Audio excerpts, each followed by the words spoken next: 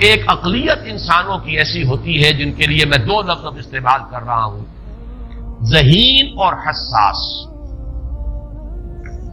ذہین اور حساس لوگوں میں قبض اور بسط کی کیفیت، یہ مختلف سائیکلز ہیں جو آتی رہتی ہیں۔ کبھی طبیعت میں پشمردگی ہے، دل بجھا ہوا سا ہے، کچھ نا امیدی سی ہے، خود اپنے اوپر اعتماد کی کمی محسوس ہو رہی ہے، مجھ میں صلاحیت نہیں ہے، میں کچھ نہیں کر سکتا، اب تک جو کچھ کیا کبا بھی ہے، امنگ بھی ہے، امید بھی ہے، روشن پہلو نظر آ رہے ہیں۔ قبض کی کیفیت میں تاریک پہلو نظر آتے ہیں، مایوسی کے پہلو نظر آتے ہیں، پیسیمزم کی کیفیت، اور یہ جو بسط کی کیفیت ہے اس میں روشن پہلو۔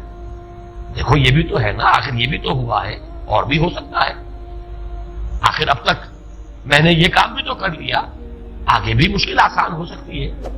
یہ دو کیفیات ہیں قبض اور بسط کی، جن کو کہ صوفیاء کرام نے یہ اصطلاحات، یہ عنوان دیے، قبض اور بسط۔ ویڈیو شروع کرنے سے پہلے ایک گزارش ہے، اگر آپ ہمارے چینل پر نئے ہیں تو سبسکرائب ضرور کریں اور ڈاکٹر اسرار احمد رحمت اللہ علیہ کے لیے سورہ فاتحہ پڑھ کر کامنٹ میں آمین لکھنا نہ بھولیں۔ شکریہ۔ جتنی انسان کے اندر حساسیت کی کیفیت زیادہ ہوگی، ذہانت زیادہ ہوگی، اتنا ہی یہ جو ویوز ہیں اس کی ایمپلیٹیوڈ زیادہ ہوتی ہے۔ کم ذہین انسان ہے، کم حساس ہے، آئیں گے تو صحیح ہے، لیکن یہ کہ وہ ویو جو ہے اس کا ایمپلیٹیوڈ جو ہے اس کے اندر اوپر اور نیچے کی کیفیت زیادہ نہیں ہوگی، لیکن جتنا یہ معاملہ بڑھتا ہے یہ جو ویو ہے اس کی ایمپلیٹیوڈ بڑھتا چلا جاتا ہے۔ لیکن نارمل انسان کا معاملہ یہ ہے کہ یہ حدود کے اندر رہے، اسی کی ایک کیفیت جو ہے ایب نارمل جب ہو جاتا ہے، یہی ہے جو جدید ہماری جو سائیکولوجیکل میڈیسن ہے اس میں اسے مینیکس ڈپریسو سائیکوسس کہا جاتا ہے۔ مایوسی ہوئی تو اتنی ہوئی کہ جیسے کمر ٹوٹ کر رہ گئی، اور اسی ڈپریشن میں ہوتی ہے خودکشیاں، خودکشی کر جاتا ہے ڈپریشن۔ کچھ روشن پہلو نظر ہی نہیں آ رہا، کوئی امید کا پہلو نظر ہی نہیں آ رہا، کوئی صورت نظر نہیں آتی، کوئی امید بن نہیں آتی، کس طرف جاؤں، کدھر دیکھوں، کسے آواز دوں، اے ہجوم نامرادی دل بہت گھبرائے ہیں۔ اور جب آدمی محسوس کرتا I can't face these realities، یہ کمٹ سوسائڈ۔ یہ اور جب کیفیت ہوتی ہے انشراح کی تو آدمی خوب بھاگ رہا ہے، دوڑ رہا ہے، امنگ ہے، محنت ہے، دوڑ رہا ہے، امیدیں ہیں، اب ہر چیز کا روشن پہلو نظر آ رہا ہے۔ عجیب ہے یہ، اصل میں مجھے کچھ تجربہ بھی ہوا ہے، ہمارے خاندان میں بھی یہ مرض موجود رہا۔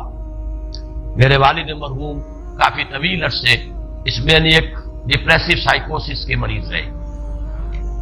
کچھ ہوتا ہے یہ معاملہ، ویسے بھی شاید ہمارا خاندان جو ہے اس کیٹیگری میں آتا ہے جس میں ذہانت نسبتاً کچھ زیادہ ہے، حساسیت بھی نسبتاً کچھ زیادہ ہے۔ یہ دوسری بات ہے کہ کوئی شخص جو ہے یہ فلسفے کے طور پر اختیار کر لے کہ اپنے آپ کو ڈھیٹ بنا لینا ہے، یہ فلسفہ بھی بن سکتا ہے، لیکن یہ ہے کہ اگر آدمی چھوڑ دے اپنی طبیعت کو تو یہ دونوں کیفیات آتی ہیں۔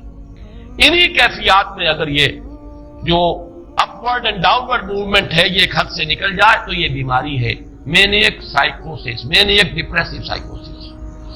اس میں جب آدمی ہوتا ہے وہ اپر کیفیت میں تو اس کے اندر بڑی عظیمت ہے، روشنی ہے، امید ہے، لوگوں سے گفتگو کر رہا ہے، حق بول رہا ہے، خوب جو ہے محفل کے اندر، اب وہ محفل میں اسے دلچسپی محسوس ہو رہی ہے اور اسے ہر چیز کا روشن پہلو نظر آ رہا ہے، خود اپنے وجود کا بھی روشن پہلو، دوسروں کے وجود کا بھی، دوسروں کی بات میں سے بھی وہ اچھا پہلو تلاش کریں گے، وہ برا پہلو تلاش نہیں کریں گے۔ جب دوسری کیفیت ہے ڈپریشن کی، ہر ایک کی بات میں کوئی برائی نظر آئے گی، کوئی اس کی نیت کا فطور ہے، کوئی فساد ہے، کوئی یہ جو ہے بدنیتی کے ساتھ یہ بات کر رہا ہے، کوئی خیر کہیں ہے ہی نہیں، برائی ہی برائی ہے، مایوسی ہی مایوسی ہے، بدلی ہی بدلی۔ یہ ہے در حقیقت وہ کیفیت، اس کو غالب نے بہترین انداز میں تعبیر کیا ہے۔ ذہین اور حساس انسانوں میں ان کی جو ترقی ہے وہ انہی مراحل سے ہو کر گزرتی ہے، اور ہر ڈپریشن کے بعد، ڈپریشن میں اس سینس میں استعمال نہیں کر رہا یعنی بیماری کی حد تک پہنچنے والی ڈپریشن نہیں، صرف قبض کی حد تک پہنچنے والا معاملہ۔ ہر قبض کے بعد جب بسط آتا ہے تو आगे तरक्की। एक गुजारिश है, अगर आप हमारे चैनल पर नए हैं तो सब्सक्राइब जरूर करें और डॉक्टर इसरार अहमद रहमतुल्लाह अलैह के लिए सूरह फातिहा पढ़कर कमेंट में आमीन लिखना ना भूलें। शुक्रिया। होती है जिसको आप कहते हैं बाई लीप्स एंड बाउंड्स, आदमी जो है छलांग लगाता है, गोया कि एक दर्जा जो पहले था उससे आगे दर्जा इंसान का जो है, उससे बुलंदर पोजीशन पर इंसान पहुंचता है।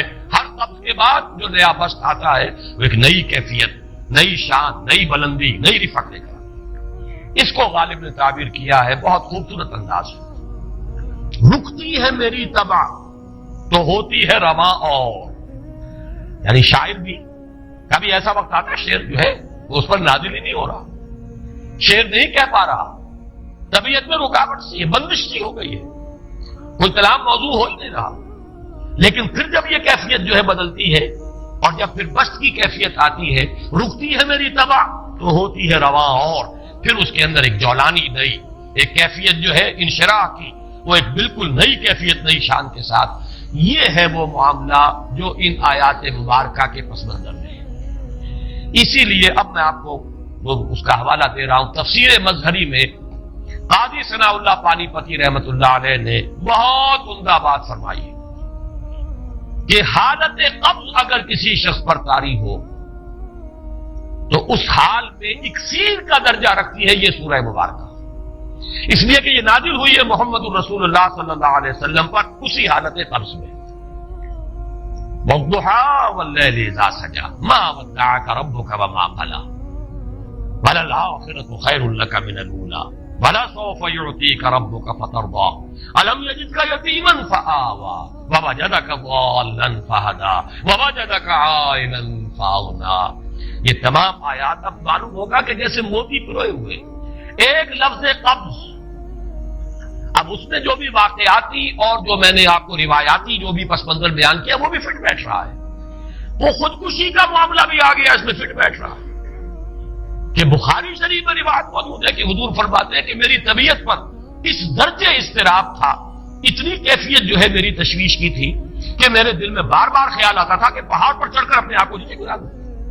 ये सारे मामला अब आपको महसूस होगा जैसे तमाम कड़ियां जो है वो जुड़ गई, जैसे रात को अब आप उठ नहीं पा रहे, इस्मेलाल है, आसाबी जो है आसाब इस दर्जे मुतासिर हो चुके हैं। सिर्फ ये एक एहसासात की कैफियत नहीं है, आपकी कुव्वत फैली जो है, कुव्वत अमली, वो भी इस दर्जे मुतासिर हो चुकी है कि कई रातें गुजर गई और आप रात को नहीं उठ सके, जिस पर कि उम्मे जमील को यह कहने का मौका मिल गया कि मालूम होता मोहम्मद तुम्हारा शैतान तुम्हें छोड़ दिया।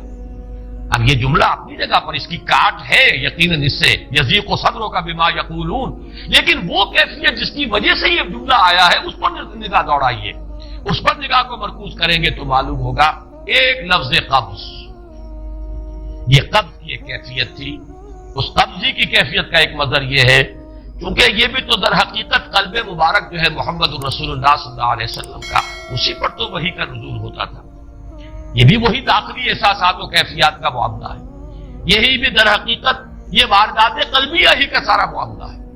इसको आप खारिज से ताबीर नहीं कर सकते, ना अभी कोई ऐसे मसाइब थे, ना ऐसी कोई मुश्किलात थी, ना अभी कोई रद्दो कदा ऐसी शुरू हुई, ना अभी कोई बहस व निज़ा का मामला ऐसा हुआ, ना कोई अभी कोई फिजिकल परसिक्यूशन शुरू हुई। ये सब दाखिली ही कैफियत है और उन दाखिली कैफियत के हवाले से इन सूरह मुबारका को अगर सही समझा है तो सूफिया ने समझा। वो जो इकबाल का शेर है, एक गुजारिश है, अगर आप हमारे चैनल पर नए हैं तो सब्सक्राइब जरूर करें और डॉक्टर इसरार अहमद रहमतुल्लाह अलैह के लिए सूरह फातिहा पढ़कर कमेंट में आमीन लिखना ना भूलें। शुक्रिया। कि कुछ जो समझा मेरे शिकवे को तो रिजवा समझा, मुझको जन्नत से निकाला हुआ इंसान समझा, और कौन समझेगा? वो तो समझेगा कि दुखे हुए वो दिल की सदा है, वो क्या है जो इकबाल की मुझसे एक नज़म है, परिंदे की फरियाद, गाना इसे समझकर खुश होना सुनने वाले। ये तो दर हकीकत एक दुखे हुए दिल की सदा फरियाद, ये सदा है। तो ये कैफियत जो है रिजवान समझ सका है, जो कि दारोगा जन्नत है, उसने समझा ये वही आदम जो निकाला गया था यहां से, ये उसकी फरियाद है।